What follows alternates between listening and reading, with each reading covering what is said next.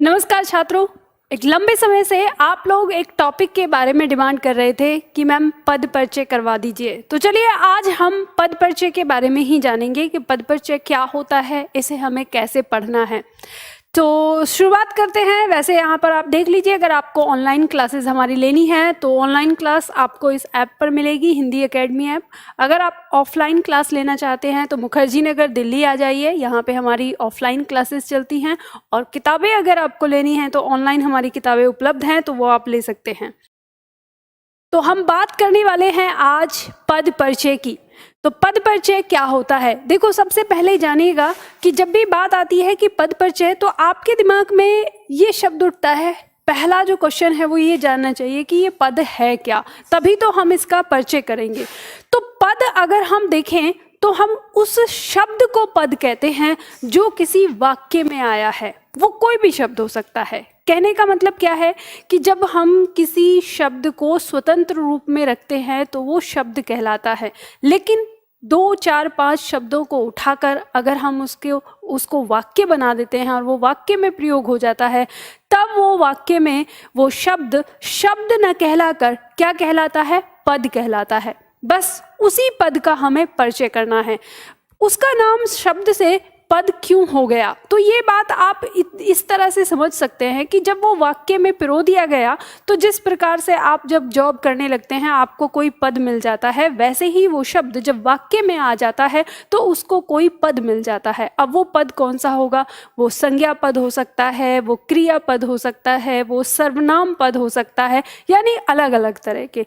तो आपने एक टॉपिक पढ़ा होगा जिसमें हम पढ़ते हैं पद के भेद। क्या पढ़ते हैं? पद के भेद। तो ध्यान रखिए कि पद परिचय पूरा अच्छी तरह से पढ़ने और समझने के लिए हमें ये टॉपिक पद के भेद ये पूरा अच्छी तरह से समझना और पढ़ना होता है। इसको अगर हम समझ लेते हैं तो पद परिचय हमें अपने आप आ जाता है। देखो, यहाँ पे आपको क्या पढ़ना होगा कि ये जो पद है इसके कितने प्रकार होते हैं, ये कैसे कैसे, और वो जो उसमें प्रकार आएंगे उनके क्या भेद होते हैं, वो सारी चीज़ें।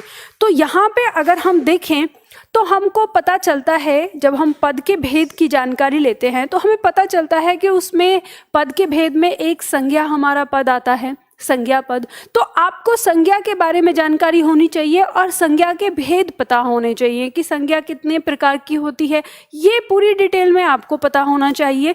ठीक है। उसके साथ संज्ञा के अंदर ही संज्ञा के कुछ और ऐसे होते हैं, जैसे संज्ञा के अंदर हम वचन पढ़ते हैं, तो आपको वचन का पूरा ज्ञान होना चाहिए।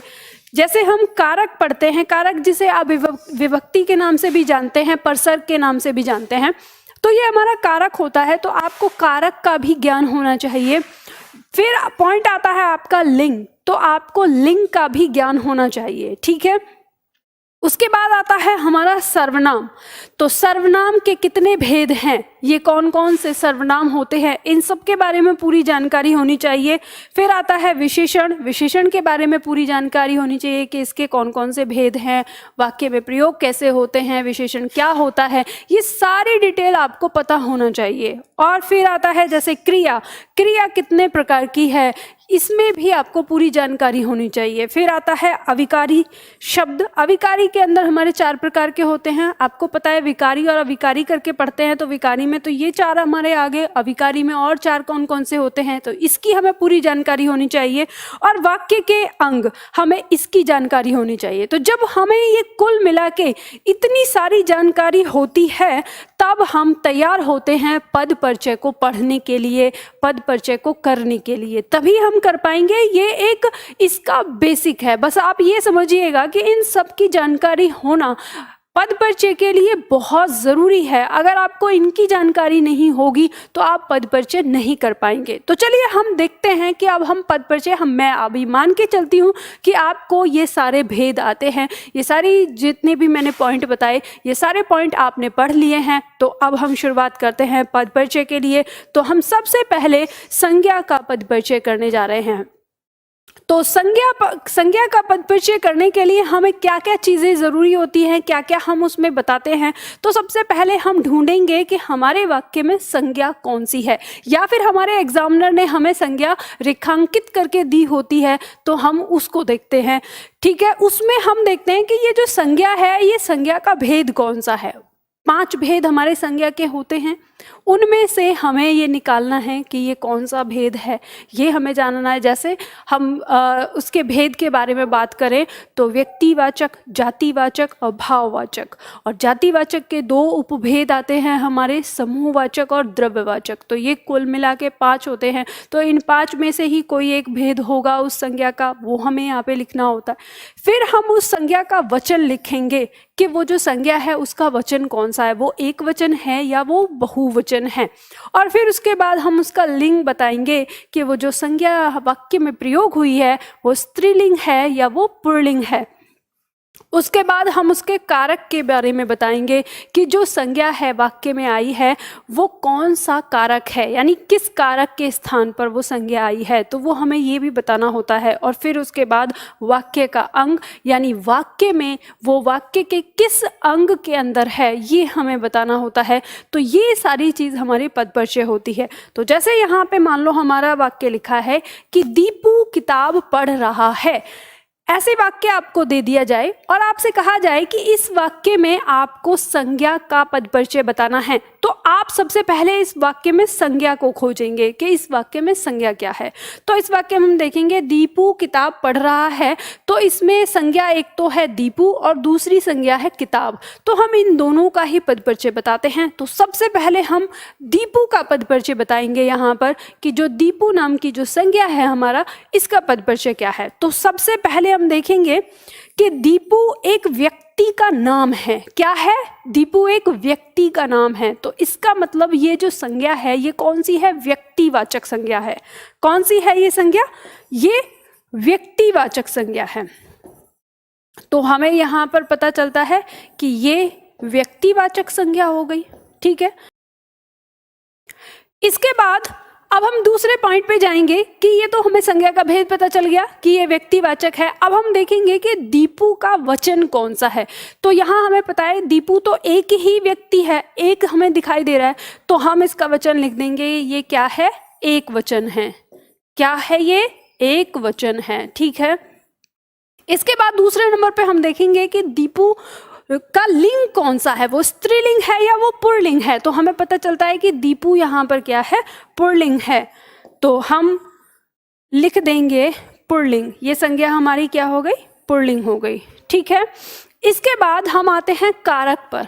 तो ये जो दीपू यहाँ पे इस वाक्य में है, ये कौन से कारक का मतलब पद ग्रहण किए हुए हैं हम यहाँ देखते हैं। तो हम देखेंगे कि ये वाक्य में काम को करने वाला है, यानी क्रिया कौन कर रहा है? तो पढ़ने का काम कौन कर रहा है? पढ़ने का काम कर रहा है दीपू। तो जो क्रिया का काम करता है वो कौन होता है? यानी जो क्रिया को करता है वो होता है कर्ता। तो ये कौन सा कारक है? तो ये कर्ता कारक है। तो हमें यहाँ पे पता चलता है कि दीपू जो है वो हमारा कर्ता कारक है। अब जब हम आते हैं वाक्य के अंग में, तो जब हम वाक्य के अंग पढ़ते हैं तो वाक्य के 2 अंग होते हैं, उद्देश्य और विधेय। तो हम जब इसमें पढ़ते हैं तो हमें पता चलता है कि जो वाक्य का कर्ता होता है वो हमेशा वाक्य के उद्देश्य में आता है। तो यहाँ पे अब ये तो क्योंकि हमें पता चल गया ये कर्ता कारक है, तो ये वाक्य में क्या हो जाएगा? वाक्य का उद्देश्य हो जाएगा। ये क्या है? वाक्य का उद्देश्य। तो ये वाक्य का उद्देश्य हो गया। तो इस तरह से हमें जो यहाँ पर ये दीपू संज्ञा है इसका पद परिचय पता चलता है कि ये जो दीपू शब्द है ये व्यक्तिवाचक है, एक वचन है, पुल्लिंग है, कर्ता कारक है और वाक्य का उद्देश्य है। तो यही क्या है? इस संज्ञा का पद परिचय है। ठीक है, तो इस तरह से आप इसको लगा सकते हैं, कर सकते हैं और ये बहुत आसान होता है। चलिए अब इसमें जो दूसरी संज्ञा है किताब, अब उसको देखते हैं। तो इसको हम हटा लेते हैं, यानी अब हम देखेंगे कि किताब का पद परिचय हमारा क्या होगा, कैसे हम निकालेंगे। तो सबसे पहले हम यहाँ देखते हैं कि जो किताब शब्द है इसके पद परिचय में किताब ये क्या है? एक वस्तु का नाम है। क्या है? एक वस्तु का नाम।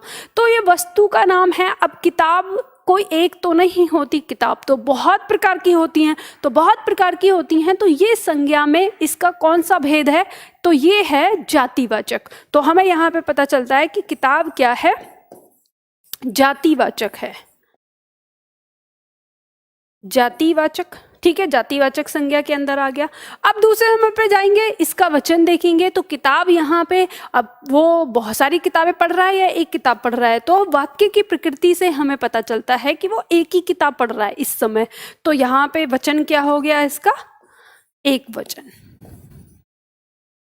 इसके बाद हम देखेंगे लिंग क्या है, तो किताब क्या है। अब आपने जब लिंग पढ़ा होगा तो आपको पता चला होगा कि जो हमारी बुक या किताब है, ये दोनों ही शब्द हमारे किस में होते हैं? स्त्रीलिंग में होते हैं। तो ये हमारा क्या हो गया? ये हो गया स्त्रीलिंग, स्त्रीलिंग। ठीक है, अब इसके बाद यहाँ पे हम देखेंगे ये कारक। तो ये वाक्य में कारक क्या है? तो अब हम देखते हैं कि अब दीपू पढ़ रहा है, तो दीपू तो क्या हो गया? ये कर्ता हो गया। लेकिन वो क्या पढ़ रहा है? तो उत्तर में आता है किताब पढ़ रहा है। तो जब हम क्रिया के साथ क्या और किसको से प्रश्न करते हैं तो हमें कर्म मिलता है। ठीक है, तो क्या पढ़ रहा है? किताब पढ़ रहा है, तो हमें कर्म मिला। तो हमें यहाँ पे इसका जो कारक है वो क्या हो गया? कर्म कारक। क्या हो गया? कर्म कारक। इस तरह से आप इसे पढ़ सकते हैं, बना सकते हैं। इसके बाद हम वाक्य के अंग पर आएंगे। तो वाक्य के अंग में जब हम देखते हैं तो हम देखते हैं, हम पाते हैं कि वाक्य का जो कर्ता होता है वो वाक्य का उद्देश्य होता है, और जो वाक्य की क्रिया होती है वो वाक्य का विधेय होती है, और उद्देश्य और विधेय के बीच में जो कुछ भी बचता है वो विधेय का विस्तार होता है। तो यहाँ पे हम कह सकते हैं कि किताब क्या है?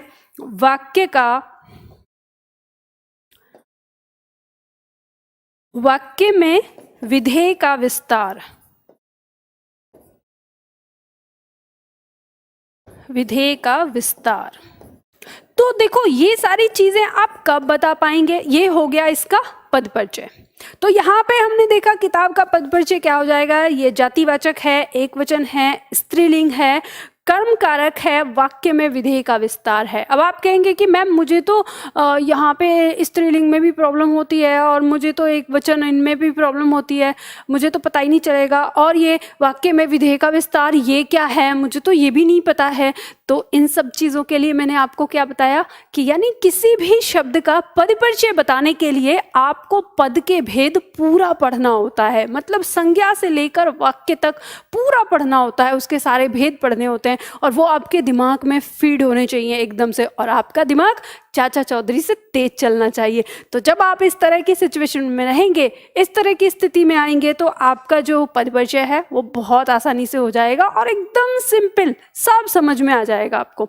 आप देखो इसमें और उदाहरण ले लेते हैं, हम समझ लेते हैं। और इसमें जैसे मान लो यहाँ पर देखें इस वाक्य में, तो आप फटाफट से लिखते हैं यहाँ पे अगर आपके एग्जाम में दे दिया कि यहाँ पद परिचय बताइए, तो आप कैसे बताएंगे? मतलब संज्ञा का पद परिचय, अभी हम संज्ञा की बात कर रहे हैं, तो आपको यहाँ पता चलेगा कि सुनीता और स्कूल ये दोनों क्या है? संज्ञा है हमारी। ठीक है, ये क्या है? संज्ञा है। तो हम देखेंगे सुनीता एक व्यक्ति का नाम है, तो संज्ञा कौन सी हो जाएगी? व्यक्तिवाचक।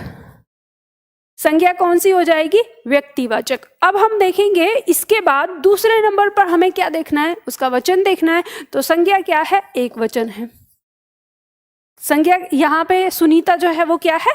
एक वचन है। ठीक है, फिर इसके बाद हम इसका लिंग देखेंगे। सुनीता क्या है? एक लड़की है, तो ये क्या हो गया? स्त्रीलिंग हो गया। अब कारक में अगर हम देखें तो सुनीता स्कूल जा रही है, जाने का काम करने वाला कौन है? सुनीता है, यानी ये कर्ता है। तो ये वाक्य में क्या हो गया? ये कर्ता हो गया, कारक में कर्ता कारक। ठीक है, और वाक्य के अगर हम इसमें उद्देश्य और विधेय में देखें वाक्य के अंग की, तो आपको पता है ये वाक्य का उद्देश्य, वाक्य का उद्देश्य। तो इस तरह से हमें पता चलता है ये हमारा सुनीता का पद परिचय हो गया। अब हम बात करें जैसे स्कूल की, अब स्कूल का पद परिचय देखें तो यहाँ पर स्कूल, अब स्कूल तो कोई एक अपने आप में विशेष नहीं होता, स्कूल तो बहुत सारे होते हैं जहाँ पे बच्चे पढ़ते हैं, उसी को हम क्या कहते हैं, स्कूल कहते हैं। तो स्कूल बहुत सारे होते हैं, यानी वो जाति को संबोधित कर रहा है। तो स्कूल यहाँ पे क्या हो गया, जातिवाचक, जातिवाचक संज्ञा के अंदर आ गया। फिर अगर हम इसमें देखें इसका वचन, तो स्कूल जा रही है, अब एक ही स्कूल तो जाएगी ना, बहुत सारे स्कूल तो नहीं जाएगी, तो एक स्कूल जा रही है, तो एक वचन हो गया, एक वचन। लेकिन लिंग क्या है, तो स्कूल जो है वो क्या होता है, पुल्लिंग होता है, स्कूल, ठीक है। तो ये पुल्लिंग में आ जाएगा, क्या हो गया, पुल्लिंग। इसके बाद स्कूल का अगर हम देखें कि ये कारक क्या है, तो हम देखेंगे कि सुनीता स्कूल जा रही है। अब आप देखेंगे क्या जा रही है, किसको जा रही है, तो कोई आंसर नहीं आ रहा। तो ये जो स्कूल है ये किसके विषय में बता रहा है, तो ये बता रहा है स्थान के विषय में। तो जब ये स्थान के विषय में बता रहा है तो याद रखिए जब आप कारक चिन्ह पढ़ते हैं तो कारक में से वो कौन सा कारक होता है जो स्थान को बताता है। तो हमें पता चलता है कि स्थान को बताने वाला कारक हमारा अधिकरण होता है, ठीक है। स्थान को बताने वाला कारक कौन सा होता है, अधिकरण। तो ये स्कूल यानी स्थान के बारे में बता रहा है, तो स्थान को बताने वाला जो हमारा कारक है वो अधिकरण कारक हो गया, अधिकरण। आप कहेंगे कि मैम अधिकरण तो हमने पढ़ा था जहां पर में और पर होता है, लेकिन इसके साथ तो में और पर नहीं आया है। तो ऐसा कोई बात नहीं, इस तरह की कोई चीज़ नहीं होती कि अगर कारक चिन्ह नहीं आया है तो क्या वो हमारा कारक नहीं होगा। तो आपको पता होगा जब आपने कारक पढ़ा है तो शून्य कारक भी एक आता है, यानी शून्य कारक का मतलब होता है जिसके साथ कोई कारक चिन्ह नहीं आया है और वो किसी एक कारक में आता है। तो कारक हम सिर्फ कारक चिन्ह से नहीं पढ़ते, कारक हम उसकी प्रकृति से पढ़ते हैं। जैसे मैंने बताया कि अधिकरण कारक स्थान को भी बताता है और यहाँ पे स्कूल स्थान को बता रहा है, इसलिए क्या है, अधिकरण कारक है, समझ गए। और जब हम बात करेंगे फिर इसके वाक्य में इसका स्थान क्या है, यानी वाक्य में कौन सा अंग है, तो ये क्या हो जाएगा, फिर से ये हो गया हमारा यहाँ पर सुनीता, ये हमारा उद्देश्य हो गया। और जा रही है ये क्रिया है, तो क्रिया विधेय होती है और उद्देश्य और विधेय के बीच में जो शब्द होते हैं वे हमारे विधेय का विस्तार के अंदर आएंगे। तो वाक्य में ये अंग हो जाएगा विधेय का विस्तार, विधेय का विस्तार, ठीक है। तो आपको एक बात यहाँ समझ में आती है कि मैम हमको ना सब चीज़ों के बारे में जानकारी होनी चाहिए, जितने भी हमारे पद परिचय हैं। तो बिल्कुल आपने सही कहा, आपको सबके बारे में जानकारी होनी चाहिए जितने भी हमारे हैं, ठीक है। तो अब हम यहाँ पे देखते हैं और भी उदाहरण आपको यहाँ पे समझाती हूँ। जैसे यहाँ दिया उसके प्राण निकल गए। अब देखो यहाँ पर संज्ञा की बात करें, अभी हम संज्ञा का ही पद परिचय कर रहे हैं, ठीक है, ध्यान रखिए। अब आपकी परीक्षा में कई बार रेखांकित करके दे दिया रहेगा, तो आप उसी हिसाब से बताइएगा कि ये क्या है, संज्ञा है, सर्वनाम है, क्या है, ठीक है। तो अब आप यहाँ पे देखेंगे कि उसके प्राण निकल गए। तो देखिए प्राण यहाँ पे हम रेखांकित करते हैं, हमें इस शब्द को, इस शब्द का हमें पद परिचय चाहिए। तो प्राण यहाँ पर क्या है, एक संज्ञा है। और संज्ञा में भी हम देखेंगे कि प्राण संज्ञा में क्या है, ये जातिवाचक है या ये व्यक्तिवाचक है। तो ध्यान रखिए हर व्यक्ति के पास प्राण होते हैं, ये हर व्यक्ति के पास क्या होते हैं, प्राण होते हैं। तो इसका मतलब ये जाति को ही संबोधित करेगा, इसके प्राण, उसके प्राण, है ना, ऐसे। तो ये प्राण को किसको दिखाएगा, जाति को संबोधित करेगा। तो क्या हो गया, ये जातिवाचक हो जाएगा, जातिवाचक। और जब हम वचन की बात करेंगे तो आपको यहाँ पर याद रखना होगा कि प्राण बहुवचन होते हैं, या वाक्य भी बताता है उसके प्राण निकल गए, यानी बहुवचन लगा हुआ है तो प्राण क्या है, हमारा बहुवचन। अब आप कहेंगे कि मैम यहाँ पर तो ये गलत हो जाएगा क्योंकि प्राण तो एक ही होता है, तो ये बहुवचन में क्यों आएगा। तो ध्यान रखिएगा यही तो आपकी परीक्षा के लिए एक फैक्ट क्वेश्चन है कि प्राण जो है वो सदैव बहुवचन में रखा जाता है। अब क्यों रखा जाता है इसका कारण तो हमें नहीं पता, लेकिन प्राण शब्द को बहुवचन में रखा गया है तो आपको भी रखना पड़ेगा, ठीक है। अब बात करेंगे इसके लिंग की, तो ये पुल्लिंग में आएगा क्योंकि प्राण पुल्लिंग में आता है। तो ये हो गया हमारा पुल्लिंग, ठीक है। उसके बाद हम बात करेंगे इसके कारक की, तो उसके प्राण निकल गए। क्या निकल गए? प्राण निकल गए। तो क्या से उत्तर आ रहा है, तो ये हमारा क्या हो गया? कर्म कारक हो गया। क्या हो गया? कर्म कारक। ठीक है, अब हम इसका अगर वाक्य का अंग लिखेंगे तो ये भी हमारा विधेय के विस्तार में ही आएगा। ठीक है, किस में आएगा? विधेय के विस्तार में।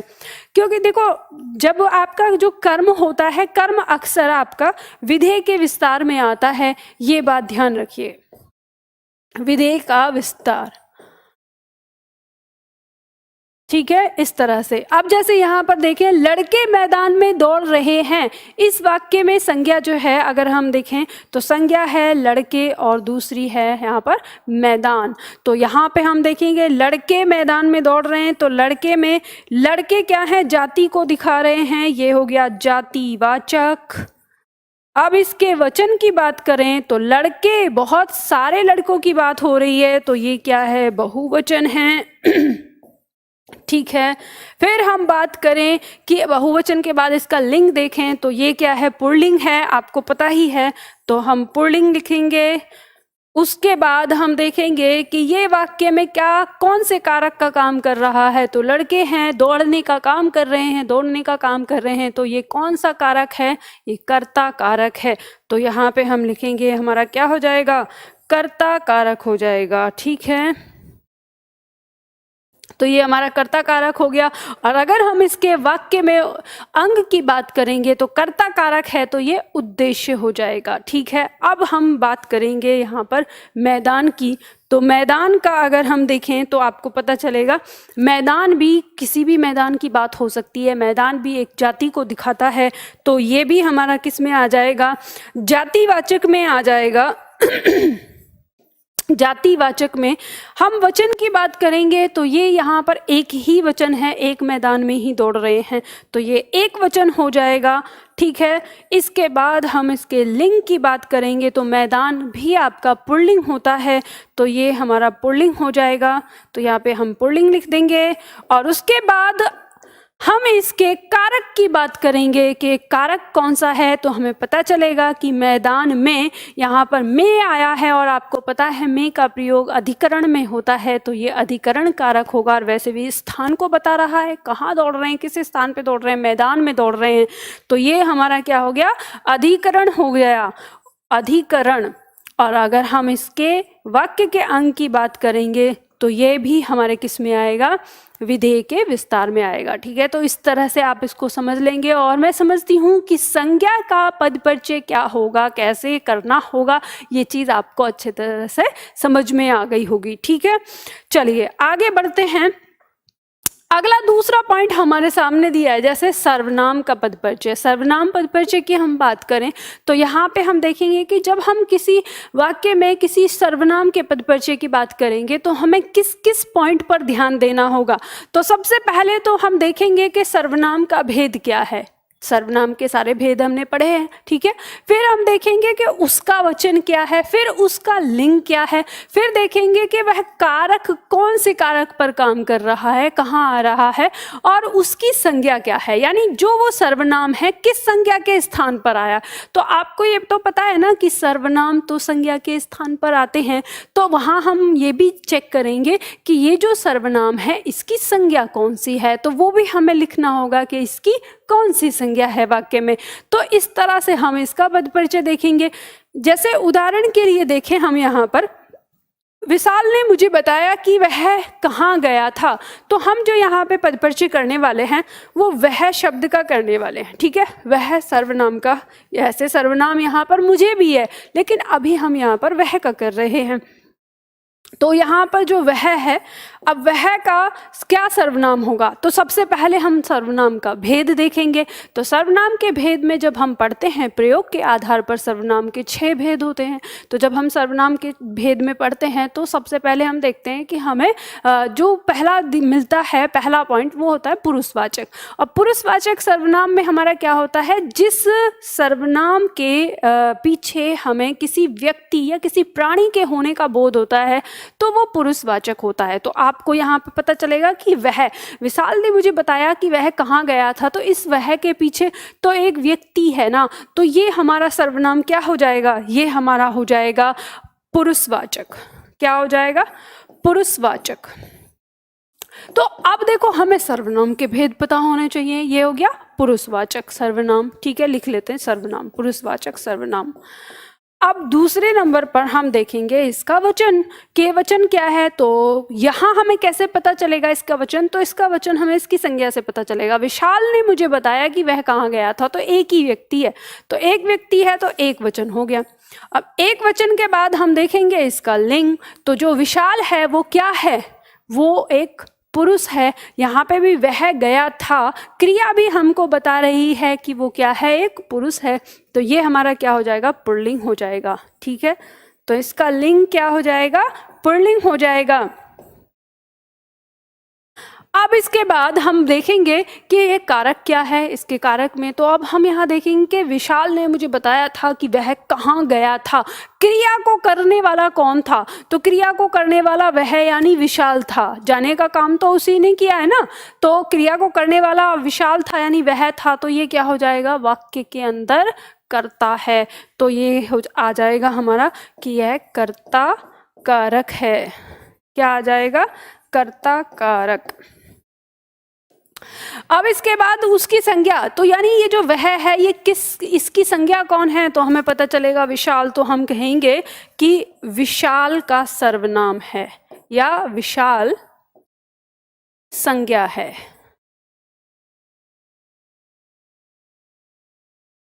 ठीक है, तो विशाल क्या है, इसकी संज्ञा है। तो हमें यहाँ पे पता चलता है कि ये जो वह सर्वनाम है हमारा, इसका पद परिचय क्या है, यह एक पुरुषवाचक सर्वनाम है, एक वचन है, पुल्लिंग है, कर्ता कारक है और विशाल इसकी संज्ञा है। तो इस तरह से हमें यहाँ पर इसका पद परिचय मिलता है। इसके और भी पद परिचय आप बढ़ा सकते हो। आप कह सकते हो कि गया क्रिया का कर्ता वह, ठीक है, इस तरह से दे सकते हो। तो यानी हम इसमें और भी इसके बारे में बता सकते हैं।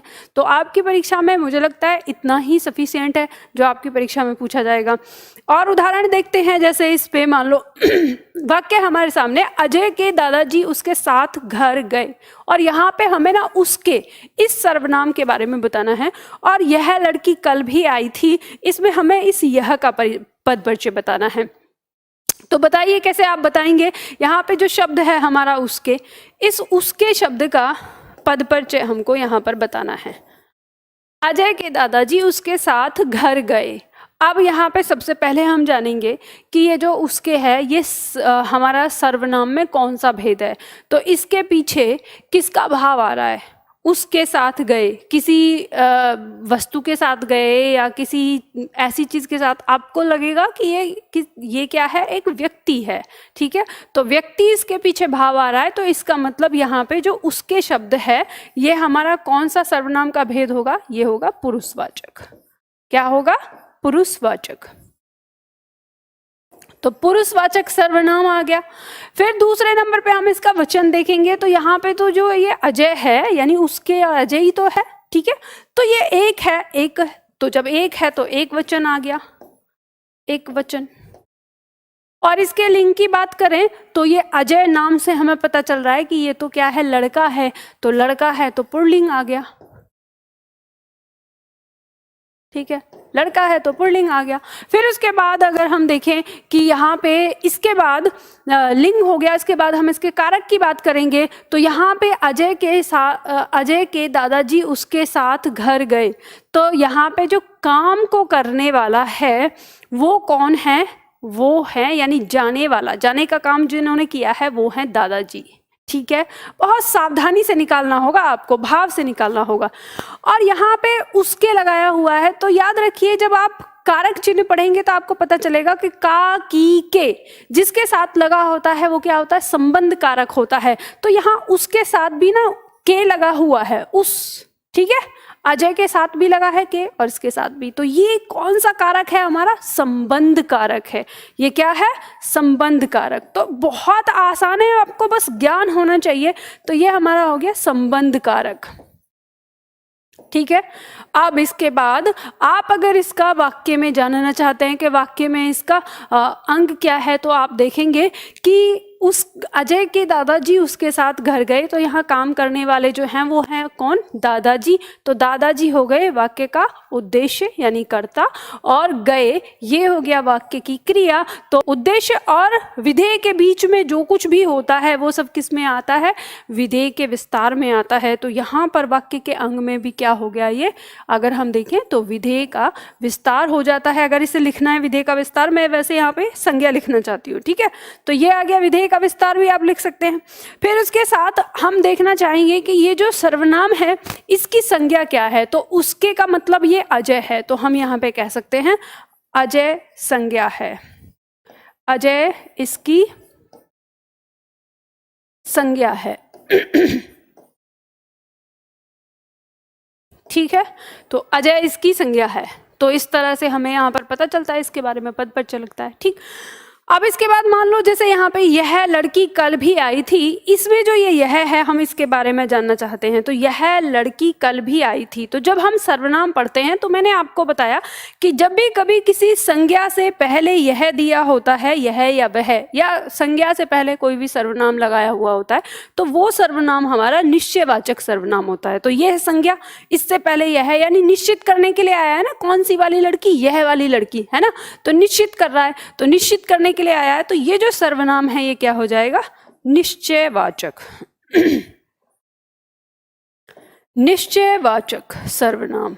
ठीक है, अब हम जानेंगे कि यहां पर जो ये यह, तो ध्यान रखना इस यह का लिंग वचन सब कुछ इस लड़की के अकॉर्डिंग होगा। तो अब हम इसका वचन जानेंगे, तो यह का वचन क्या है, तो यहाँ पे लड़की तो एक ही है, तो एक वचन हो जाएगा। ठीक है, एक वचन। और लड़की है तो जो यहाँ पर इसका लिंग होगा वो क्या हो जाएगा, स्त्रीलिंग हो जाएगा। क्या हो जाएगा, स्त्रीलिंग। ये जो यह है ये स्त्रीलिंग है,